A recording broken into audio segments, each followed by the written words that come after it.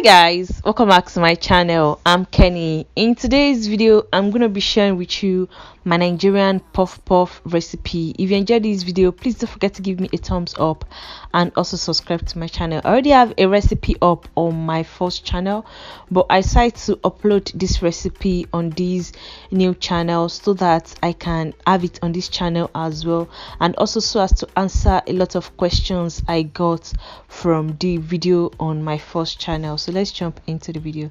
These are the things I'm going to be using for my puff puff. Puff puff is quite easy. I can say it's one of the easiest snacks to make. So I just need these four things. I need plain flour. It has to be plain flour, not self-raising. I need sugar, I need salt, and I need yeast. So those are the four basic things that I need. I'm gonna be mixing everything in this bowl right here. I'm using about 500 grams of flour. I think that would be about 4 to 5 cups. I'm not really sure. The flour comes in 1.5 kg, so I divide it into 3, so that is 500 grams. I'm going to be using 5 to 6 tablespoons of sugar. If I want it to be really sweet, I use 2 tablespoons. If I want it to be really sweet, I use 6 tablespoons. If I want the sugar to be mild, I use 5 tablespoons. I'm going to be using like 1/4 teaspoon of salt or pinch of salt. That much of the salt, I'm going to put it in there. And I'll be using 3 teaspoons of yeast. Yeast is like the maker and the breaker of puff puff. When it comes to puff puff, yeast can make it and it can bake it. If you use too much yeast, you can have a problem with it. If you use less yeast, you can have a problem with it. So you have to get like the right yeast measurement for each like flour quantity you're using. So I'm using 3 teaspoons of yeast for 500 grams of flour. Then I'm going to mix it with warm water. Just like yeast to warm water can also, the temperature of the water you use to mix your puff puff can make and break it. If you use water that is not as warm, like above 50 degrees, your puff puff may take longer to rise and it may ferment more than you want it. And if you use water that is too hot, it may not rise like properly as it should rise. So it has to be about, I think, 70 degrees. I'm not really measuring the degree of the water. I'm just saying that how hot you want the water to be. It shouldn't be warm, it should be above warm, like warm hot water, not hot like sizzling hot, but above warm. Something like 60-70 degrees should be okay. So I'm going to mix it with that water and add as much water as I need to get the consistency. Like I said, the two important things when it comes to making puff puff is yeast and the temperature of the water you use. So you have to get the right like quantity of yeast for the quantity of flour you're using, and you have to get the right temperature of water that will determine how fast or how slow it will rise. So like I said, I'm using like above warm water, not hot but above warm. So I'm gonna mix everything in this bowl and mix it really well to get like this gooey, slimy, not thick, not runny consistency. So this is the consistency I'm going for. Once I get the right consistency I want, I'm going to cover it with cling film.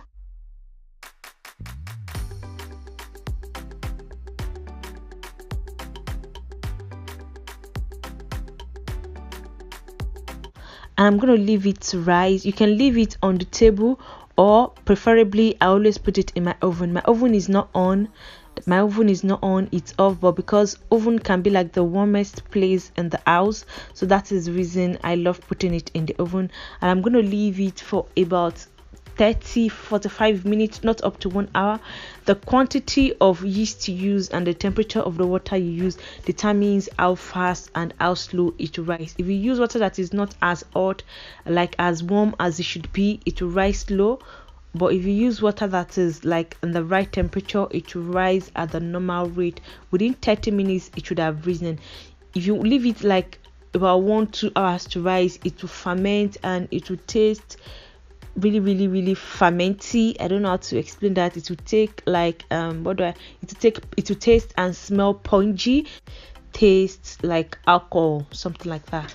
So I'm gonna leave it to rise for about 30-45 minutes. Like I said, this is the oil I'm gonna be using to fry the puff puff. I've already put as much of the oil I need on fire, and I dropped onion in there because I love the onion taste, and the onion taste when it's like infused into the oil, and I use it to fry things. I love that taste to the oil, and I'm going to take out the onions. Okay guys, so this is the puff puff after about 35 minutes. It's risen and it's more than doubled in size. It's about tripled in size. So I'm going to start frying it now. So to scoop it, this is the easiest way for me to scoop it, is to smooth like the quantity I want to scoop, to smooth it against the container and kind of cut it like that. You don't want to make it too big. If it's too big, it's going to rise in the oil and become like too big in the oil, and it may take forever for it to really cook to get inside. So I don't make it too big. I just give it like average size, not too big and not too small, because like I said, if you make it too big, it's still going to rise in the oil and it may not like be well cooked on the inside. So I'm going to scoop as much of the puff puff as my pot can take. I make sure that I use a lot of oil so that the puff puff can float in the oil and not stick to the bottom of the pan.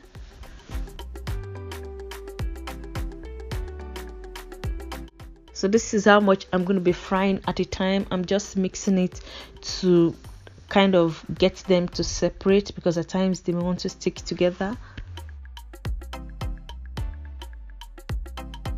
So I'm going to leave it to like cook. I put my cooker on 5. I don't want it to cook too fast, because if it cooks too fast, it's going to be burnt and it's not going to be cooked on the inside. And if it cooks too slow, the oil is going to go into the puff puff and it's just going to be like oily and soggy. So I'm leaving it at like medium high, which is 5. The highest temperature on my cooker is 6, so I put it at 5.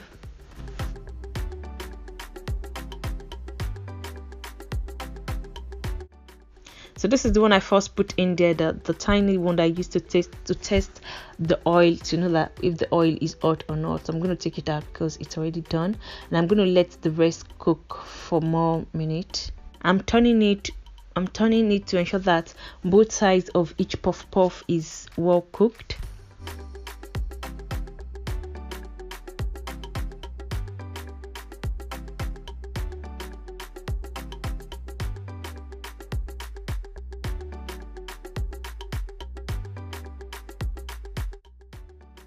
And this is the puff puff is done. I'm going to scoop it out with this basket right there.